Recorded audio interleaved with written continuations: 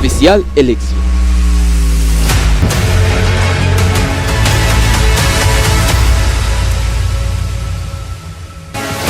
Spéciale élection. Aimables téléspectateurs de la FM Télévision, nous sommes à 4 jours des élections, tant attendu en République démocratique du Congo, un processus électoral avec tant de turbulences qui ont commencé ce processus et à ce jour, nous sommes en pleine campagne, les candidats se tirent à balles réelles, se tirent à boulet rouge, mais il n'y a que 4 jours qui nous séparent pour avoir ces élections. À la présidentielle, nous n'aurons qu'un seul vainqueur et pour la législature, le député national, nous en aurons 500 sur le plus de 20 000 qui ont postulé. Et enfin, il y a aussi les élections de conseillers municipaux. Sur ce plateau, nous avons l'honneur de recevoir pour vous M. Aimé Francis Lolinga. Il est bourgmestre de la commune d'Ngaba, mais ici, nous le recevons dans le cadre de votre émission spéciale élection. Donc, vous allez comprendre qu'il est aussi candidat.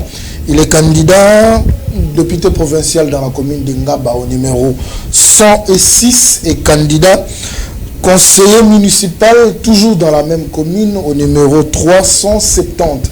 C'est avec lui que nous allons essayer de débattre les questions chaudes d'actualité et pourquoi pas parler de sa candidature sur ce plateau. Je suis accompagné de Fifi Kalumbwe et de Ruth Dunanzei. Avec elle, nous aurons quelques questions à poser à notre invité, à qui je m'avais déjà dit bonsoir. Bonsoir, M. Alangoma. La campagne, ça marche. Nous sommes à 4 jours des élections. Espérons que ça ne vous a pas tiré comme quand certains candidats s'entretirent sur le terrain. Je crois que je suis quelqu'un de calme, de posé. Et puis j'ai un discours. Quand on a un discours, on n'a pas de problème. C'est parce que ceux qui font ça n'ont pas de discours. Ils sont venus avec des pagnes, des t-shirts et de l'argent. Alors quand on n'a pas de discours, on s'attaque aux autres. Quand on n'a pas de discours, on s'attaque aux autres. Vous postulez dans la commune que vous dirigez déjà aujourd'hui. Avant que je ne puisse donner la parole à mes deux consoeurs, qu'est-ce que vous vous dites que vous n'avez pas pu faire de la commune d'Ngaba? C'est pourquoi vous venez solliciter un autre mandat. Déjà, je pense je n'ai pas à rougir de mon petit bilan parce que je n'ai même pas fait une année, j'ai fait 11 mois à ce jour. Donc, mon bilan est quand même présentable. Je ne dis pas que c'est réussi, mais il est présentable. C'est-à-dire que je peux, dans tous les secteurs, dire que j'ai fait quelque chose. Avec très très peu de moyens, je suis déjà passé dans vos studios pour vous expliquer comment les bourgmestres travaillent. On n'a pas de salaire, on n'a pas de rétrocession, on a eu 20 000 $ en 11 mois. Malgré tout ça, les réalisations sont là.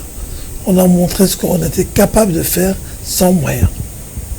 C'est même une des raisons qui nous pousse, qui m'ont poussé, parce que c'est même pas moi, c'est la population de Ngaba qui m'a poussé à être candidat. Non seulement à ma propre succession, mais vu les difficultés que j'ai constatées, qui sont au niveau provincial, j'ai préféré aller me battre pour eux aussi, et surtout au niveau provincial. Vous avez préféré aller vous battre pour eux aussi au niveau provincial. C'est vrai que vous venez d'évoquer les difficultés que vous rencontrez pendant votre mandat à la tête de la commune d'Ngaba.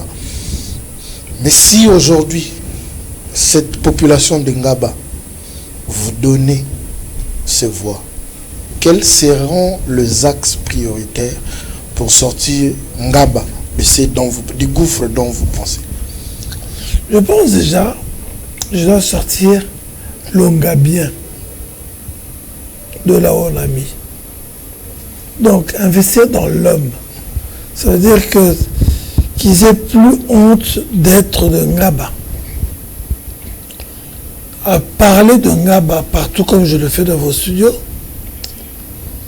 vous reconnaîtrez avec moi qu'il y a très peu de bourgmestres de Ngaba qui ont fait cet exercice et ne pas avoir honte, ne pas faire le grand chef, le grand patron à Ngaba, mais être incapable de parler de Ngaba à l'extérieur. C'est très important. Pourquoi? Parce qu'aujourd'hui, on voit les autres communes se développer autour de nous.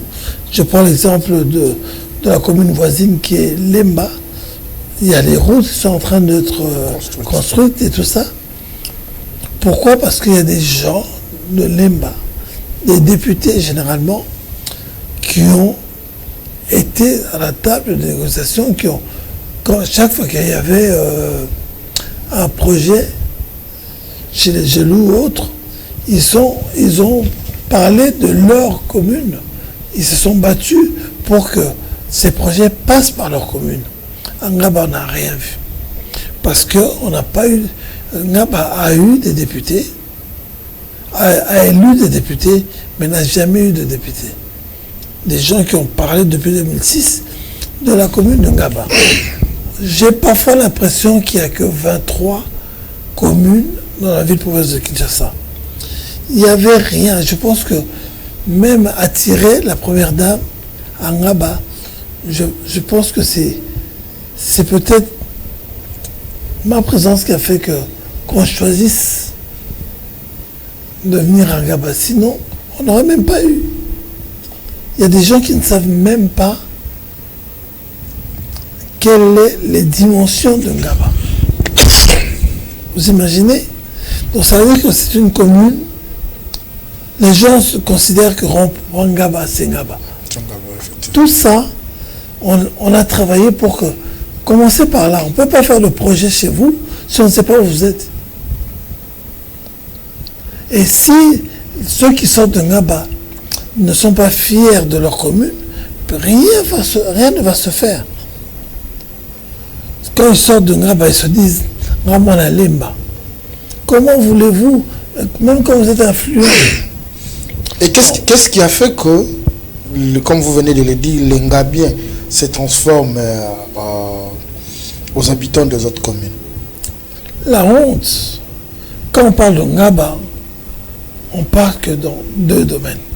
Les Koulouna et la saleté. Ah, mais c'est une grosse sale.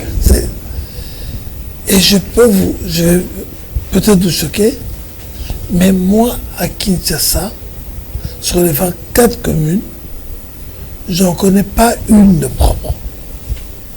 J'en connais pas. Si vous connaissez, dites-le moi. Et je vous donnerai de contre-exemples. Mais on veut que ça soit Ngaba la plus sale. On parle des Koulouna. Aujourd'hui, alors on parle, on peut, grâce à moi, grâce à nous, parce que j'ai fait ça en équipe, avec ma brigade de paix et la police, on a le taux le plus faible de Koulouna de Moamba. Ça, ce sont des réalisations. Donc ça veut dire que parler de Ngaba seulement dans un sens, c'est réducteur. Et la réputation de Ngaba est surfaite. Quand on pense tout ce qui est mauvais, c'est Ngaba, c'est faux. Et il faut qu'il y ait des gens qui le disent. Il faudrait qu'il y ait des gens qui le disent. Je crois que je vais passer la parole à Fifi Kalumbwe. Si vous avez quelques questions, bien sûr, à poser à M. Aimé Francis Lolinga. Oui, Aimé Francis Lolinga, candidat numéro 106 à la députation nationale et 370 au conseiller municipal. Ngaba toujours. Toujours. Pourquoi seulement Ngaba? Parce que c'est affectif. J'aime viscéralement Ngaba. Vous êtes natif? Oui. Quand je dis natif, c'est peut-être faux. Pourquoi? Parce que je suis né avant la commune. Pour être natif de quelque part, il faut que, en naissant, la commune existait déjà. Mais moi, quand je suis né, la commune n'existait pas encore. Mais on a une maison en Ngaba depuis 1965. Moi, je suis né un an plus tôt et la commune a eu l'appellation commune en 68. En fait, même les 55 ans cette année. Vraiment. La population s'est mis en tête qu'il faut sanctionner les gens qui ont travaillé par rapport au bilan. Ils se disent, même si vous n'avez pas encore postulé en tant que député ou encore conseiller municipal, mais vous avez déjà servi la nation en tant que bourgmestre de la commune de Ngaba, qu'est-ce que vous dites concrètement à cette population-là pour qu'ils votent pour vous? En tout cas, je ne me sens pas concerné par cette phrase. Je ne me sens pas concerné. Parce que vous avez géré quelque part la commune. J'ai fait 11 mois. Oui. 11 mois. En 11 mois, les gens ont vu ce que j'ai fait. Je n'ai pas besoin de leur dire. Ceux qui n'ont pas vu, ceux qui étaient aveugles, et qu'à ceux-là, c'est pour ça qu'on fait campagne, pour leur montrer. Vous avez quelque chose à montrer à la population. Voilà, c'est ce des réalisations. C'est pour ça que je fais campagne. Mais dire que pour Salakinini, il faut penser à ceux qui ont fait 18 ans. C'est à eux qu'on Donc pense. les 11 mois, on ne compte pas. C'est pas qu'on ne compte pas, mais on ne peut pas me comparer quelqu'un qui a fait 11 mois à quelqu'un qui a fait 18 ans. À 18 ans, c'est un jeune adulte. À 18 ans, il y avait aussi des changements. Tandis que quelqu'un qui a fait 11 mois, il n'a même pas fêté il ne parle même pas encore. D'une année. Donc, on ne peut même pas faire la comparaison. C'est vrai qu'on ne peut pas faire la comparaison, mais il y a des réalisations. Bien sûr, bien sûr. Je vais d'en citer ici. Je vais d'en citer. Baisser le taux de Koulouna. Combien de communes ont réussi à le faire? C'était le mal qui rongeait la commune. On parle de l'assainissement. On a fait énormément de problèmes d'assainissement. Le seul problème pour l'assainissement, c'est quoi? C'est que c'est un changement de mentalité qu'il faut faire. Donc c'est un travail de longue haleine. Comme justement éduquer quelqu'un jusqu'à l'âge de 18 ans. Comme vous êtes en train de dire là. Donc c'est pas quelque chose qui se fait de coup de baguette magique. On dit à partir d'aujourd'hui c'est propre. Non. C'est parce que la saleté là, c'est des hommes et des femmes qui jettent ça. On peut travailler aujourd'hui et demain repasser et trouver la même saleté au même endroit. Là, alors on parle là maintenant, aujourd'hui pas parce que c'est le week-end, on est en train de placer dans tous les quartiers de la commune de Ngaba des lampadaires solaires. Ça, c'est en tant que candidat ou en tant que bourgmestre? Non, en tant que bourgmestre. Ça, je ne fais pas de... Je reste bourgmestre jusqu'à le mois de mars, je crois. Donc ça, c'est le bourgmestre qui fait le travail qui était prévu. J'aurais souhaité le faire avant, mais bon, la livraison s'est faite en retard. C'est par rapport à la... Non, c'est par rapport à la livraison. Et je n'ai eu qu'un premier lot, parce que malheureusement pour moi, beaucoup de gens sont en campagne et ils ont commandé ce genre de choses pour on peut se vendre. Mais nous, c'est en tant que bourgmestre. En tant que bourgmestre, vous indexez trop les 18 ans des autres. Et vous êtes aujourd'hui candidat. Vous avez dit aussi tantôt qu'on ne doit pas tenir compte de 11 mois. Ngaba n'a pas eu de député. Ngaba n'a pas eu de gens qui devraient défendre Ngaba. Que reprochez-vous concrètement à ceux qui ont déjà travaillé comme député national et provincial ou encore, les conseillers communaux, c'est la première expérience en tant que député provincial pour la commune de Ngaba? J'ai une phrase que j'ai entendue des gens dire dans un Mufino Ngaba. Ça, c'est vous? Non. Je ne pourrais jamais... Oui, ça c'est les autres candidats. Vous avez entendu des gens dire Mufino Ngaba, se faire appeler Mufino Ngaba. Oui. Donc ces gens sont venus à Ngaba pour couvrir Ngaba et les habitants. C'est comme ça que vous interprétez Moufini Kongaba. C'est comme ça que je vois ça. Spirituellement, c'est très mauvais. Moi, je veux être Fungo Langaba. La clé pour libérer Langaba, que les gens puissent respirer. Parce que Moufini, les gens sont en train d'étouffer. Quand ils ont couvert la commune, et enfin, qu'est-ce qu'ils ont fait? Mais il y a, depuis 68, il n'y a eu aucun projet de développement là-bas. Cette commune n'a ni marché, ni terrain de sport, ni centre culturel. Dernièrement, j'ai vu les handicapés, ils n'ont même pas l'endroit où se réunir.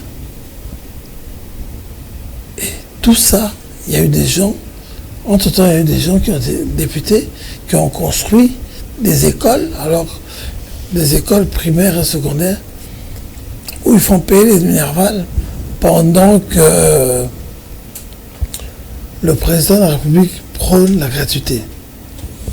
Et ça, ils l'ont fait avec l'argent public. Moi, l'intérêt général, c'est sans obtenir de l'argent public, avec de l'argent privé, mais j'ai acheté un camion pour la commune où c'est pas marqué Aimé Francis Lolinga, mais bien marqué commune de Ngaba. Et vous allez laisser si vous n'êtes pas au bourgmestre? Mais en mettant ça déjà ce nom-là, c'est que c'est pour la commune. Fifi Kalumbo, on va donner la parole à Rick Dinanzei parce que nous avons passé un peu plus de temps sans qu'elle ne parle. Rick Dinanzei, vous avez la parole pour poser quelques questions à M. Aimé Francis Lolinga. Merci beaucoup Alain Goma, monsieur le bourgmestre de la commune d'Engaba. Aujourd'hui, nous vous recevons comme candidat à la provinciale. Vous portez le numéro 106 et 370 comme conseiller communal. J'aimerais poser ma question à Lingala. Nalandio bien ebandeli au lobby que osa na discours. Tant où yo les autres éléments liboso ya population ya Ngaba. Malobani nous opesa bango pour que le 20 décembre tant on a commis liboso à urne à Kanissa 106 na provincial P370 comme conseiller communal. Non, ça va déjà eloko moko. Toza sous basé à sali ba cycle électoraux misatu. Baza batekaka mingumo na bango. Son APC qui mundi APC moi polo moi nini APC 5000 francs. To voter yo pour za papa social yo sala boyo soki esika moko moi terrasse moi mal to pour moko boyo et c'est le quoi et ba aye azui ba chasser ba camion atie wana omoni yede bo voter. Ezala bon te musala député ya wana te pe koteka bateka mingongo te ngongo soko teki to so to kabelio ba vona biso te defi sa e vona yo ngana eko defa na defa ka vona bango na eko ko somba ngote pour na sala bon somba ngote ba vongo pe bateka ngo moins cher. Na pe ça un exemple na kaka semaine onda ki saboko semaine o kaka mais ko trouver na bureau na oh non candidat moko alingi afuta ya papa Wenze 20 jours il y a ticket et ton peu il fallait kuta na maman Wenze pe l'après-midi merci maman Wenze ponga biso to boya ke to biso ko zongo te pour que personne maman Wenze biso monga to ko zongo to dans cadre ni boza banane pour les communes en bon la bino. Merci à maman Wenze tickets à 500 francs 20 jours ça encore va payer 10 000 francs donc à somme bino pour 10 000 francs. On nous allait dire contre-campagne jalousie te dans expliquer bango ka et sa stratégie na campagne mais on peut expliquer bango elakisi nini na biso soki boaligni vraiment mpo bino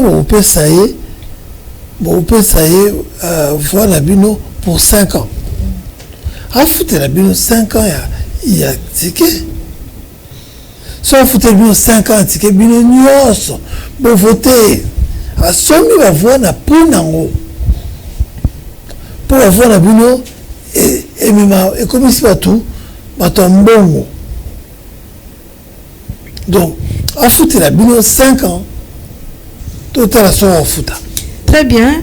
Eza initiative na yo ozali mwana ngaba ya solo ndenge moko bi commune botami na sima ya kobo donc omoni ndenge commune ngaba botama mais ezali commune moko eza ba défi ebele surtout koti kaka sur le plan urbanistique commune ngaba posera problème chaque fois surtout na saison de pluie makantina o ozala nini pour que bana ngaba batia elikia na yo une fois sur commune na assemblée provinciale.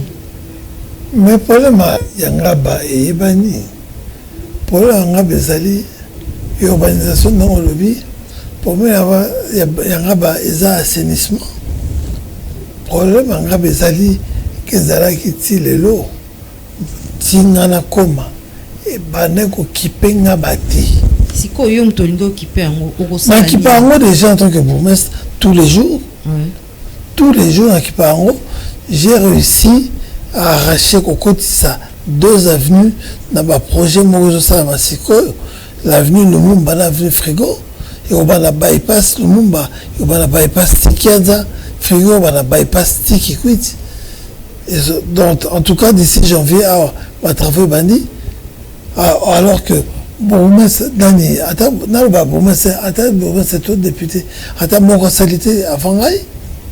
Donc yonde penzam to tuti tolo pona bana ngaba ndolo boza fungola na bango na ko fungola ngaba na vraiment donc ko pikola ngaba nesika bateki yango na nko Aimé Francis Lolinga kanga mukolo alelo po maloba oyo zo lo bana ngaba bakozongisela yo ba na lo bango tous les jours na banga te avant na lo balikam na sala ngo déjà bana ngaba bayebi na onyo na sala wana na ko na lo bate na sala bon moi comme que ça la parce que avant ça les camons l'autant ce que l'autre raté au conversé pour nous monaka au côté d'anga besoin salité on a tout parti wana mais ce que l'autre zo imaginer ngo ata le roi Miami ata comme na Miami te et pousse ça dans mon bouquet on est toujours. Il faut toujours viser la lune. Au pire, on touche les étoiles. Ok, dans la campagne électorale, na candidat na yo na président de la République Zenani. Comme président de la République. Ngai nazali na parti titulaire. Oui, parti titulaire. Ezani. UDPS Tshisekedi.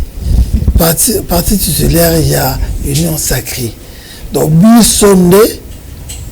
Toya baya ko entouré biso pour dans ça les notes sacrées pour ça biso donc candidat na biso et koki kaka kozala numéro 20 donc ça le 20 décembre candidat numéro 20 Bachi Béton Félix Antoine Tshisekedi Tshilombo. Ok, Félix Antoine Tshisekedi Tshilombo kasi na actualité toza kolandaka na campagne électorale oyo baza pe ko bambaye mabanga na bandeko mususu lokola bandeko ya FCC bazali ko prendre part na processus électoral balobi que Félix Tshisekedi bilan na ye ezali malamu te okozong se malobani. Non mais na banga kila on lobi azoba mabanga na campagne. Babambi mabanga ya Pierre Bouité, c'est une expression. Mais pour le besoin, c'est qu'ils aient bon pour la vie, pour placer alors, c'était avec maman. Azo boire bamboa qui est là, hein? Qui est là. Oui. Pensa par toi ceux qui n'est population et moka zoloba. Dans le défendre, dans la conatina on défendre Félix Tshisekedi. Tepo. Il y a toujours la campagne na ye. Place sur zo kende eza baza komisa population lobi to voter ko balobi ya bongo ngaiti mais eza omoni soza likunya na oyo asali te mwana bato ya papa etie na ye abeti yango dada na 5 ans na oyo bango basali te mpo eloni basali awa nini révolution de la modernité bakati ya so ya nzete na boulevard Lumumba so ozozela transport ekoma okaluka likambo mosusu bato babandi lokola papa ngoma awa moye te okovana okomela te okoka te bakataki banzete mpo baélargir boulevard mabe eza otambola Il a fait 2 bandes et combien 4 nalobi ya baarbre bakata eza baarbre moko centenaire botuna te baarbre wana ekenda wapi yo ebesika ekende bateke bien ekenda bamboka bapaya ti pourquoi il y a ces arbres-là? Aujourd'hui à Kinshasa, moi j'ai même le problème de ma commune, je dois reboiser ma commune. Parce que il y a une inondation comme belé où tous vivre. C'est parce que mon katiban étaient partout. Là, il faut autorisation commune. C'est très important. Nzete banzete bazopekisa biso tokata baforêt na biso mpona préservation de la nature mais bino na capitale esika pollution eza makasi bokati banzete nyonso soki balingaki koélargir il fallait badéplace banzete yango baluka batechnique ezali non ils ont fait ça pour détruire la nature. Ils ont détruit la nature. La révolution de la modernité. Révolution de la modernité. 6 chantiers. 5 chantiers. 5 chantiers. Toi, 6 carapos. Toi, c'est la vente à Moko. Et Zawapi. Batika Koko Sabato. Et le balango candidat Mouatika Rozo Babatou. tozongi lokwa yozo tout atolo na candidat numéro 20 Félix Antoine Tshisekedi et lokoni ya motuya oya sali na 5 ans ochosa pas nous ça un plaisir beaucoup on a pas ça nord beaucoup pesa kaka donc na 5 minutes ce que tu appelles pas ça nord, penses-tu que population peut bien en pas ça nord? Parce que non, pour la population, on va outaki ko gérer mboka balobi que bazomona kaka échec tout est mort. Pourquoi? Bandeko wana budget il y a 4 milliards de dollars par an pour la oyipi na bango. Donc comme 16 dans un projet à 145 territoires, mboka mobimba chantier. Mais bango ko doit freiner ki biso, il faut to banda avant. Mais kaka nina FCC cash wana nde muto sali kia dans un mois retard. Bako le matin, ngaso bango baza raison bazana na processus électoral ba yebi pourquoi bayete ta candidat mususu bazozwa banga bongo nini banga babeta bango kaka po bonaza FCC bango batimbelaki avant baluki bakota union sacrée ata bawana mpe mbano na bazali union sacrée balobi bokomisi yango blanchisserie, c'est-à-dire bato bakata bizonga na kanisa kaka tango tozo population congolaise tozo bima ba marche tozo zwa ba gaz bazo be tirer à balle réelle bato musu baza na union sacrée lelo na bino bakata biso ba connexion internet logique la nini pour que les vidéos ne partent pas sur le plan international. Mais aujourd'hui, ils sont devenus plus tshisekidistes que vous. Ne pensez-vous pas que c'est un danger? Parce que qui a trahi, trahira. Dans le bien, et le bas, on a biso, Félix Tshisekedi et là on se allés on se occupé de changer donc ok au TIE a changé évangélisation et en wana oyo aza yango na bimbano na bango bezali population tout biso tuza na droite ya ko condamner bato baye na union sacré baya mais so baye na la pratique wana na population ya lelo éveillé bakozwa pe oya bango. Moi je pense que il faut pas qu'on condamne nous tous sans procès.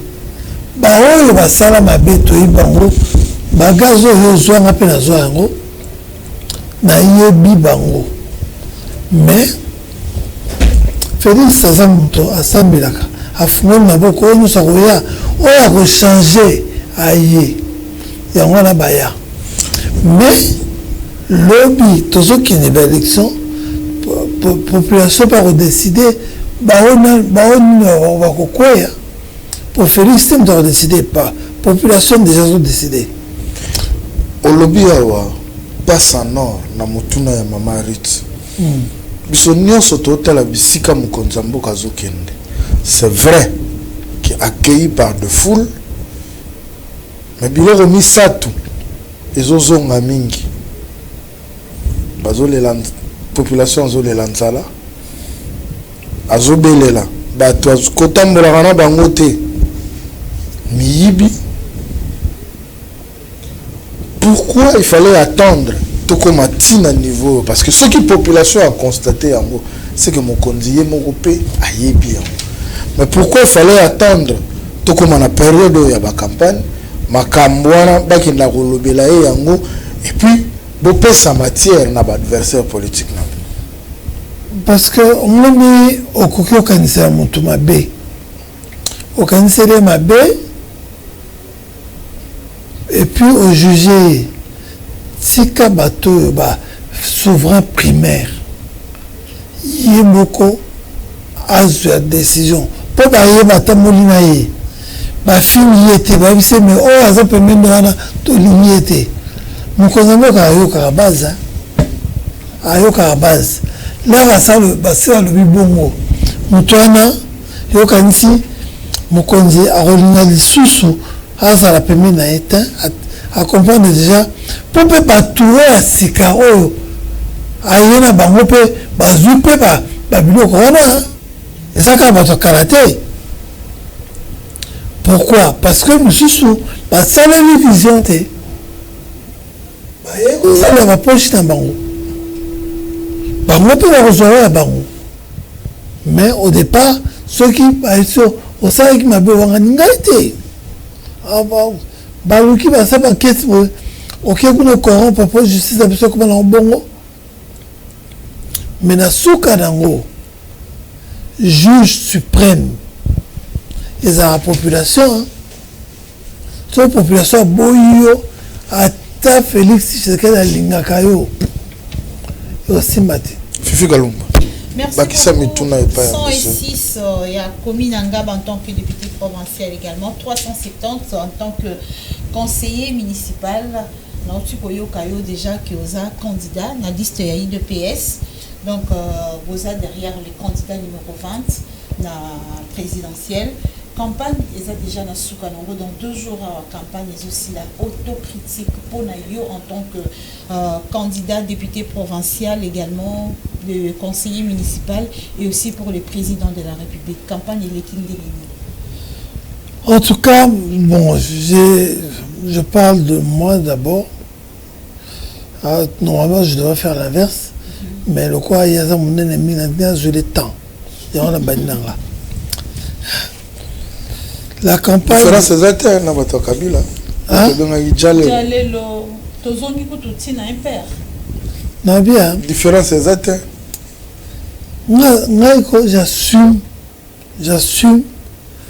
Dans un mois, dans la bouteille de temps, et tout ça, on a un réflexe, Il y a déjà le mais ce qui est bien pour nous faut banda kozonga parce que vous avez bagé non soya malam dans la cité na vie on toza prenez biso moi culture voilà mais comme ma bezali je peux te faire biso c'est que ce qui m'a bezali na to venga ngo to côté pour d'aller les alaki guide suprême mais biso toza bongo te mais kokumisa mokonzi oyo yo na malamu ya na bolamu ya sali eza mabe te mais nakoya yango na botikanga na banda na wa yanga après na osisa na wa ya le président le plus costaud Vraiment. Mais qu'est-ce que j'allais dire? Je voulais dire que la campagne a été... J'ai reçu bon accueil. Quand Nanga Baliboso n'a se présenté, tout ça, le Moussala, bien sûr. Mais, on éviter comment Moussala les a perçus par bateau au Saléli.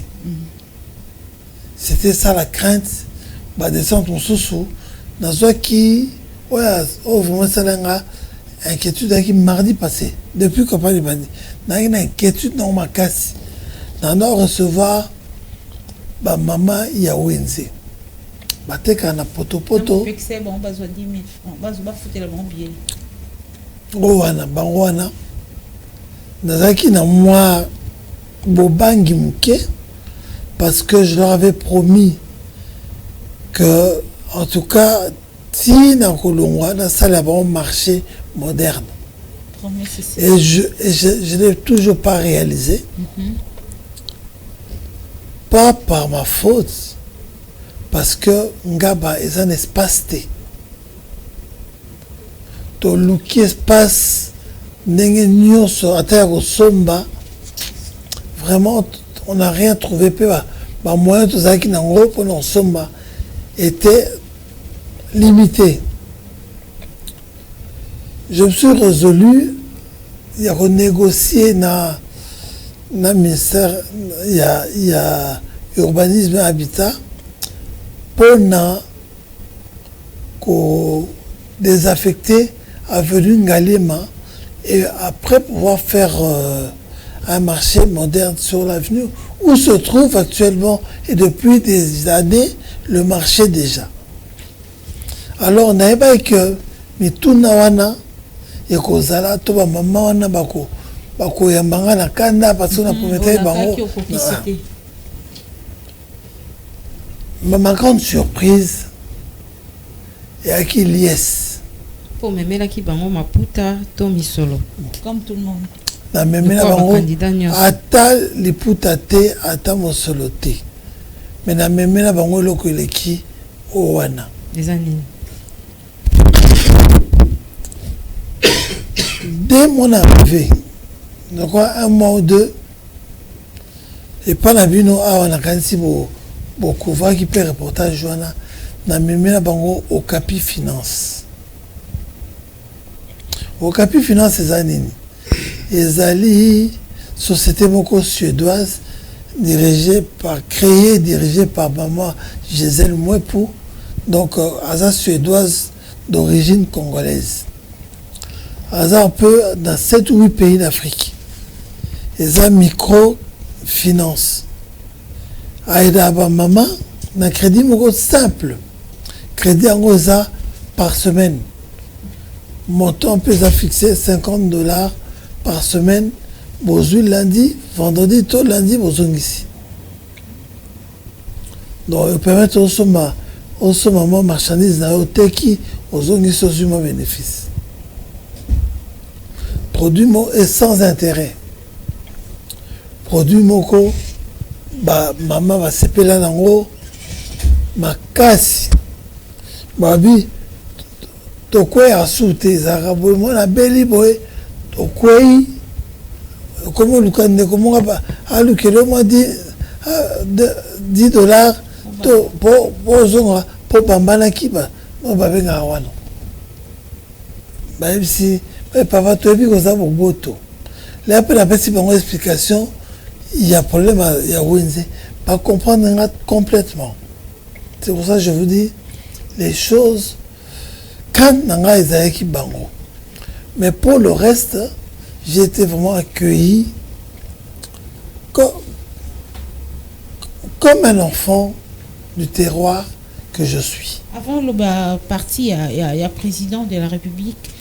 On peut répondre à Nina Bato Balobi qui aussi servir dans la fonction de bourgmestre pour postuler et battre campagne pour tu relever le co banque micro donc finance. Na quand même parce que Bolobi on pose une question encore à Bolobi bato kala bon au salaki nini sikoyo nga naza en fonction Bolobi nazo utiliser le fait que ça veut dire qu'on a salé quelque chose, c'est pour ça que je viens leur présenter déjà on a salé. C'est qui est normal.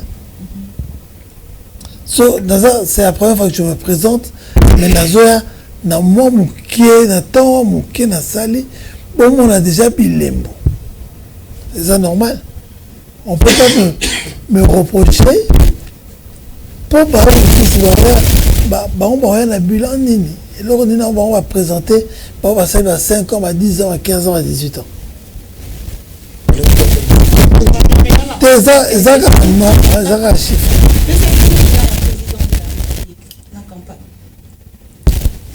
Président de la République, campagne naïe, tout va dans la campagne naïe. Campagne naïe, bandiango awa, na martyr. Bato baye plein ya libela toba na ekuto asa la campagne te a inauguré kaka ba réalisation na mais comme a respecter ka population na a loki inauguration et la réalisation ce que la réalisation qui offre République mobile. Oui. Basali, je suivais hier soir le coordonnateur François Mwamba. Basali Moko, application Moko, Soko Kei, pour cliquer dans la province, chaque province, on a qui la réalisation, il y a dans la province soit là. Encore qu'elle est même plus loin, ok, dans le secteur, la réalisation. On se rend compte que à Salimé, si je dois reprocher quelque chose,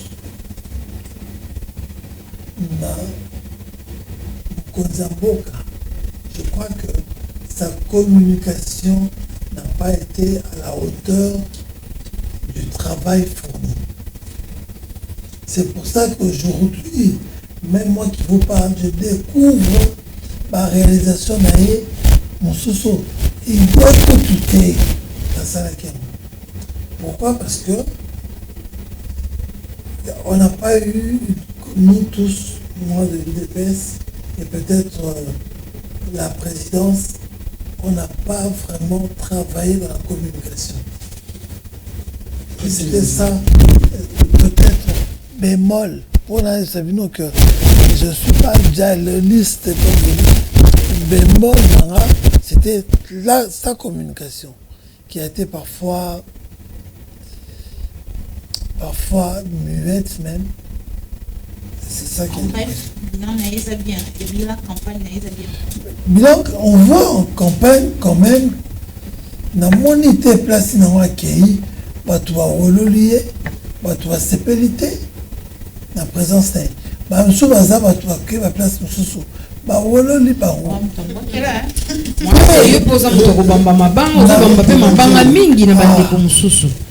Retour à l'expéditeur.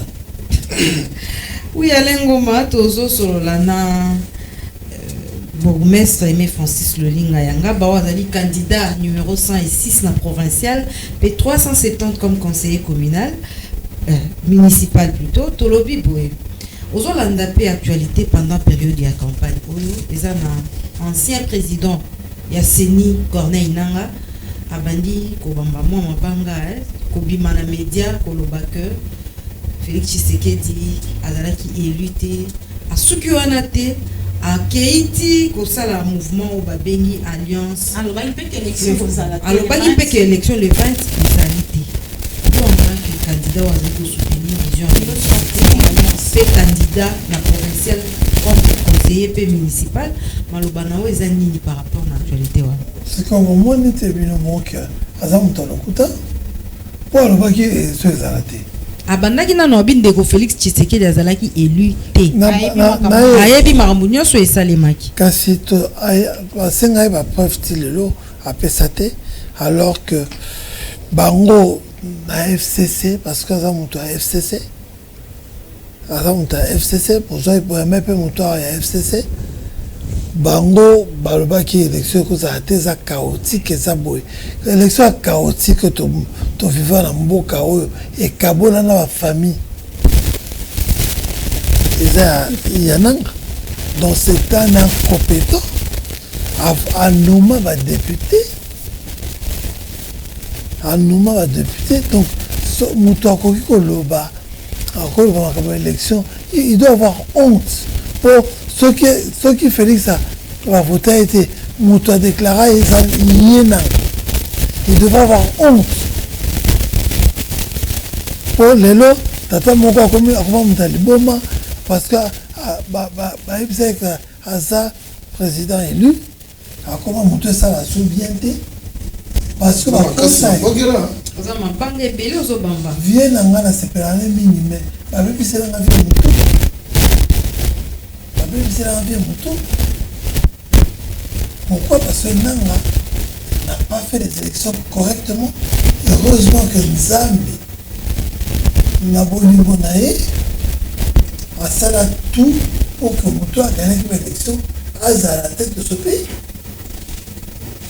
osoka nanga Félix Tshisekedi azalaki na armée te azalaki asala campagne moko na le plus pauvre na camion na avion moko okanisa camion eka okufa tout eka okoya tout moment kaka Nzambe soutenir ye si akomi wana ils n'ont pas eu le choix parce que la présidence soki babimisaka moto mosusu que Tshisekedi mboko na pela moto mokolo badéclara ye nanga déclara Félix président butu wana bato balalaka ete bato bafetaki Kinshasa mobimba awa nayebi te namona esika moko te na Congo oyo bato batomboka ezala te soki bavotaki ete bato wana batomboka soki bavotaki ya 62% moto mosusu me nde trouve esalama na mboka oyo otika kosa bato ko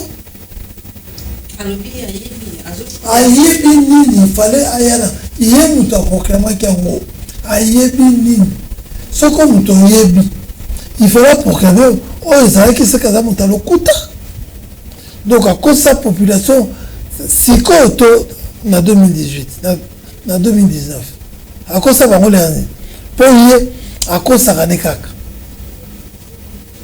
atie badepute nazalaki na ndeko moko aza mpe sous candidat lelo oyo bayiba ye misu asala 3 mois bayiba ye na misu makasi boye bayibi ye poste na député na bavo asalaki ye sikoyo te nakutu pardon naopesi gazi ezalaka deja elokasikiza te awuti kosala sortie officielle na Kenya elongo na ba M23 oyo bazokoterrorize STRDC mutu moko aye awa à prétendre que Félix Tshisekedi aza na M23 alors que mutu na bango oyo batiaka na seni oyo anomaka bango oyo il se dit toujours na bango azali na M23 mutu na bango mosusu aza candidat oh M23 le va voter parce que nani azana nani boyoki yango te que chef soki naye bakate motu ya M23 wana alobi va voter candidat moko boye boyoki yango te elobamaki na média alors na otanga bakombo te mpona pesa bango gaz donc bomoni alliance yango ese euti le bazoloba alliance fleuve Congo bango nde bakokweya na fleuve Congo wana mais na ngambo na bino c'est vrai que toza na période ya campagne bozo milengela ndenge nini parce que plus baennemi bazobakisama plus bino mpe faut multiplier bastratégie mpona la population badefi ekomi makasi baennemi bazobakisama te bango wana kaka bazobakisama te moko ya sika aza te moko ya sika aza te bango nyonso bazalaki na bango deja bango FCC cash lere ekabwani bamoni ke bakolia lisusu te bazwi na bia leo na odefendre motu moko bokokamwa oyo baprétendaka azaka chef na bango boyokaki aloba balobaki akoloba mikolo akoloba boyoki esika alobi ye aza kolia miel na ye tranquille bango nde bazomona na biso te na oyo nyonso azwi na 18 ans azwi ebele sikoyo problème toza nango nini bato remarque mo bosalinga te enfin na makambo ya campagne ya chef de l'état biso mpe tozwi ba question wana to ya dollar ezomata kaka voilà transport ezokoma de plus en plus difficile carburant ezokomonana te embouteillage eza kopersiste yango bandeko wana ya FCC bazokobamba mpe mabanga na ngambu na bino tokende malembe Félix aye na pouvoir aza na likuta te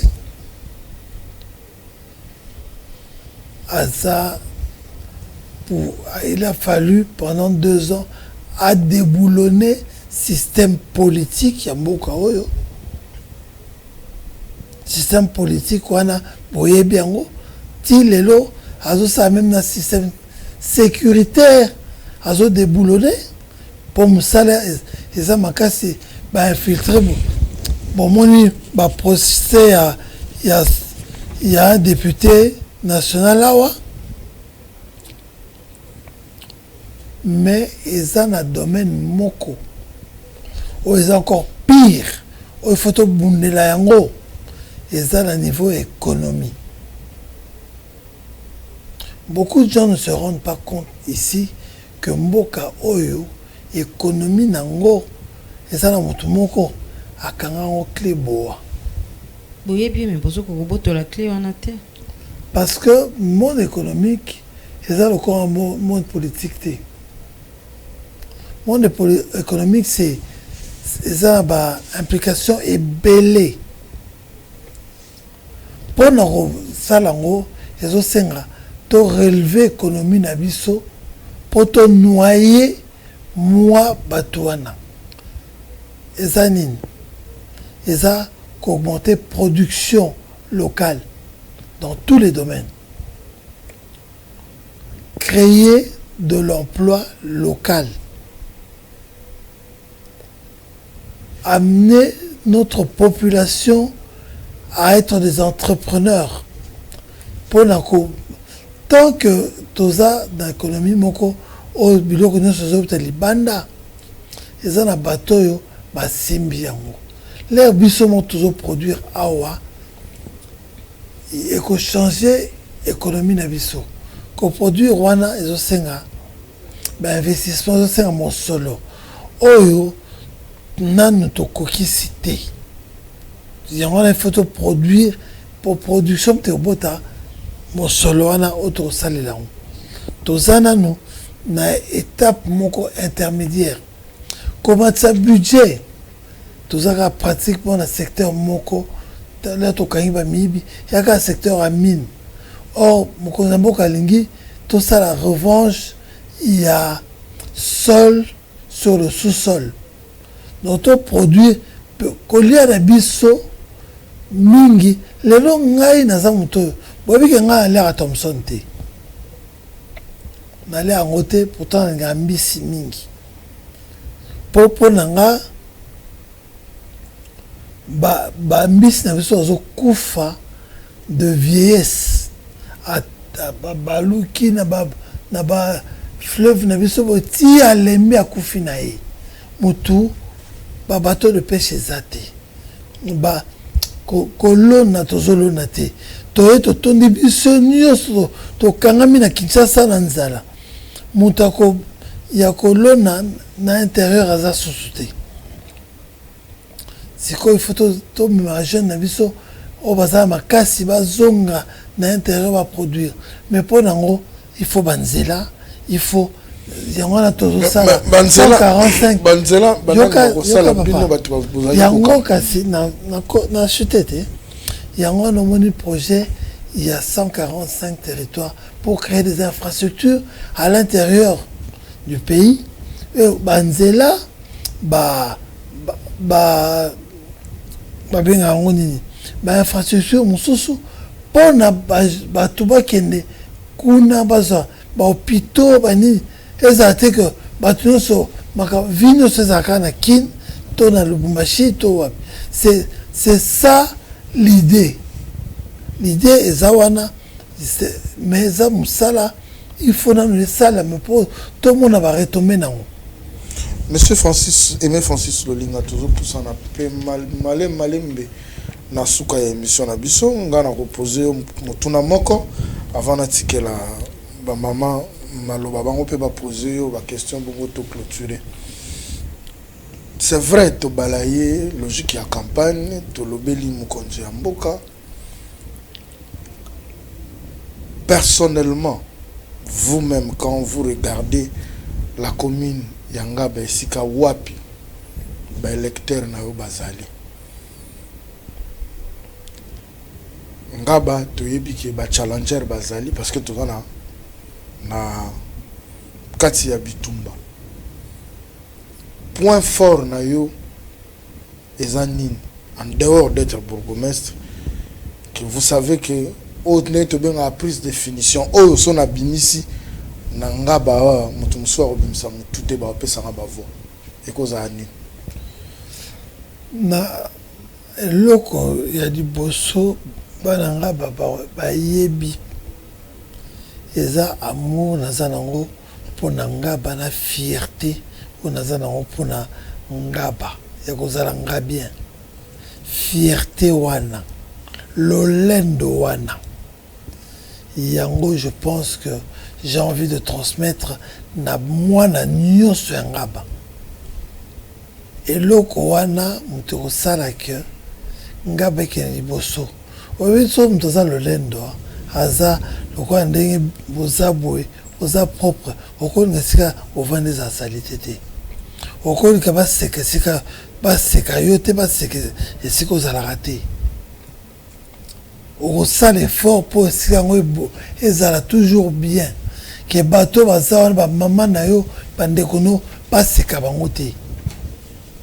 Donc eloko ngai ya motuya en dehors ya ba réalisation bani eza d'abord kozongisa fierté wana lolendo wana na bana ngaba. Madame Fifi tozopusana na suka moi mutuna moko to mibale comme ça to peut s'appeler mibale mais non c'est ngo répondre ngango ka mikuse par rapport il y a temps également au lobaki quelque part IDPS parti maire et si kabino bozali batunde ba ki koseralier la bino pour que beaucoup ma union sacrée et puis au lobeli pe le sanction bato sous na banzela na après campagne ou encore par rapport à Moussala une fois so bozui pouvoir ils ont déjà conflit moko ya muke ça là pour rejeter les autres déjà ils ont en gestation ou bien ndengeni. Non, ils ont conflité. Toko sala, toko zana, ni non la tête sinon on Pour privatiser président de la République. Au contraire, le président s'est présenté comme indépendant. Donc, tu quitté Moutoumoro dans l'UDPS à Siliki Nango, non. Par le président a Bissonios. Et moi, on a tout au fond obligé.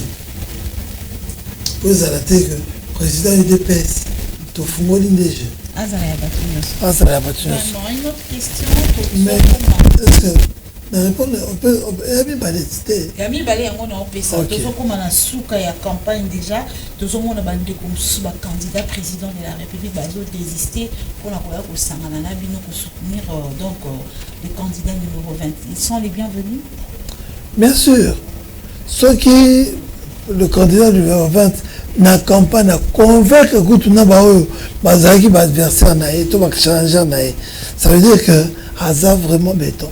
Aya quand bandinga bazai ko koma kuna c'était achat à conscience maintenant Aza béton. Quand tant baé koto vous parlez des convictions. Non, achat à conscience nengeni ni puisque ba komi ba bimisi ba so ba $67,000 na bango ba reço ma pango. Mais là ba ke campagne bango moko population ici bango biso béton. Ba vandi ba beti ba tout ba vandi ya bitete monde nezo kende ba monde nezo kende il faut que tout sonne la béton bon à chaque conscience ya nini non à chaque conscience bozaki koloba quand bandaki pour la candidat numéro 3 par exemple au début là tout le monde a désisté qui pour naïe les gens ont crié sur l'achat de la conscience non, mais maintenant quelle est une négociation dans l'Afrique du Sud bokaki monté toyokaki bango moko bango na bango ne baloba ba solo wana bisote bango na bango candidat numéro 21 na batuna ye mutu baloba ba makambo wana bisote jamais aucun mutu moko ya union sacrée akenda ko fustiger nini wana ya ralliement pas candidat susu Fifi Kalumbo to pesa arite dinanze bonne chance to chuter l'élection 106 na provincial 370 conseil municipal au kozala na mandat ya ville ya Kinshasa mosala ya député en dehors ya rapprochement na yo na base na yo ya ngaba et pas yo wapi yo kozala élu to pesi yo chance wana to peut-être ce que yo mopesa commission na yo oko memia mandat ya province ville ya Kinshasa de to ville province ya Kinshasa mosala ya député za kosala pe mibeko kuna okokende na assemblée provinciale ba edi ezalaka ezali ba loi nini pendo yomoni eza motuya pona ville ya Kinshasa ezali capitale ya mboka ya RDC o esengeli esalema na nde balobaka de façon prioritaire pour que ville na biso pe ezala lokwa ba ville ya mikili mosusu. Je pense que l'ora de bosso au ngala za na ngala temananga. Je sais pas si on va traduire ça en forme de loi ou d'édit, parlant au niveau provincial. Ils allaient d'abord redonner des moyens aux communes.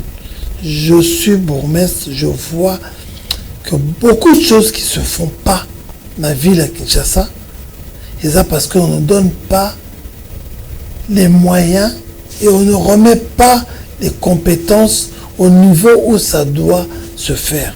Non, ça, je ne parle même pas d'argent. Vous imaginez que les locaux là permis de bâtir et puis ça va à niveau provincial. Bateau bazakuna ça la même pas enquête. Il y a quoi parce que mutuana encore ton place wana basale ya batukuna basali comme bino la commune va constater que mutazo ton place on appelle la mukana na.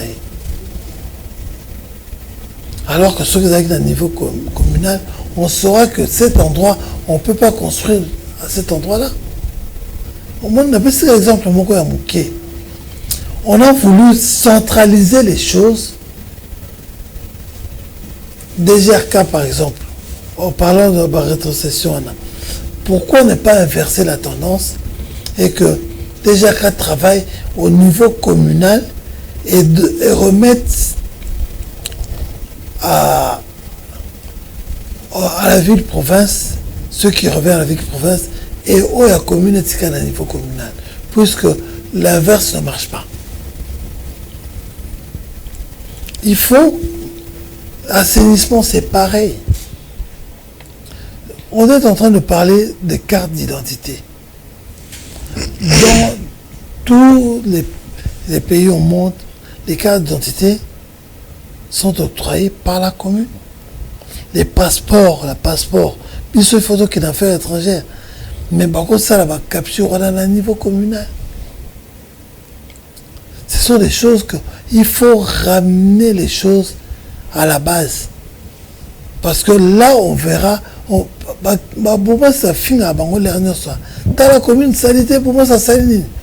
Alors que le bourgmestre n'a pas les moyens ni la compétence, puisque on a tout centralisé au niveau provincial. Donc, d'abord ça. Et puis, on doit aussi apporter une nouvelle façon de travailler. Mettre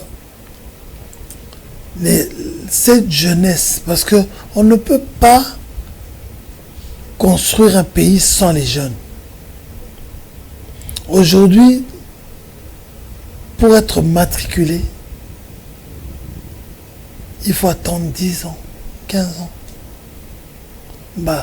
Koko mtuozo matricule, so que au moins na koko baza matricule, jeune baza msalate. Tout ça baza NU, donc baza nouvelle unité, ba futa bangote. Il faut une politique de jeunes pour la jeunesse. Je dis, on doit apporter des solutions aux problèmes de la ville. Et le problème de la ville, c'est s'occuper de ces jeunes-là. Le Koulouna, ce n'est pas une fatalité. Est-ce qu'on a travaillé en amont? Voilà un peu ce que je ne vais pas rentrer dans les détails sur les lois parce qu'il faudra des journées entières pour montrer, mais c'est en résumé ce qu'on aimerait faire. Un mot par rapport à vos futurs électeurs d'Engaba qui vous suivent. Mes électeurs, bandeko nanga, oyo bayebi que Francis Lolinga aza moto abwanya, moto oyo aye kosalela Jean 10-10B, parce que babi nana précisaka na Jean 10-10 il y a A et B, parce que monsieur bayaka pour voler piller, mais oyo aye pour Jean 10BB, Jean 10B, nayaka pona intérêt nangati. Oyanga, nzambe mtapesanga. Toye ko salela nde intérêt ya bana ngaba. Yango nde tolingi tomema na assemblée provinciale, mais pe na bosani bino te yango na bomoni naza pe conseiller communal. Bino mtu décider et si kanini bomoni na obunde ya bino makasi et puis est-ce qu'on est en okende. Merci. Voilà, merci beaucoup. Je pense que par ces mots de notre invité qui est le bourgmestre de la commune de Ngaba, monsieur Aimé Francis Lolinga, qui est candidat à la députation provinciale dans la commune de Ngaba au numéro 106 et conseiller communal dans la même commune au numéro 370. Le plaisir est un autre de vous avoir sur ce plateau. Nous savons qu'on n'a pas pu épuiser tout ce qu'on devait se dire, mais je pense que nous avons dit l'essentiel. Si peut-être que vous avez oublié un message particulier à adresser aux Congolais qui vous suivent, vous avez 1 minute. Sinon, on peut clôturer notre émission. Je terminerai, on va encore dire Djalelo, mais je terminerai en vous disant il faut consolider les acquis. Sinon, on va revenir à zéro. Avec Fachi Béton, numéro 20, le 20 décembre, vous allez consolider vos acquis. Voilà, c'est par ici que nous mettons un point final à cette émission spéciale élection. Vous qui nous suivez partout à travers le monde, qui avez pris cette émission au cours de chemin, allez le suivre sur notre chaîne YouTube, Fondation Maloua Télévision. Ne suivez pas seulement, continuez à vous abonner, vous qui aimez, continuez à partager. Et nous disons merci à toute la grande équipe technique qui nous a accompagnés. Et on se retrouve pour un prochain numéro avec un autre invité. Au revoir.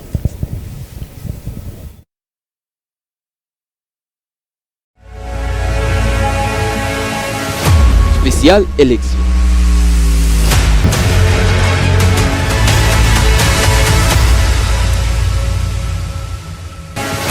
Spécial élection.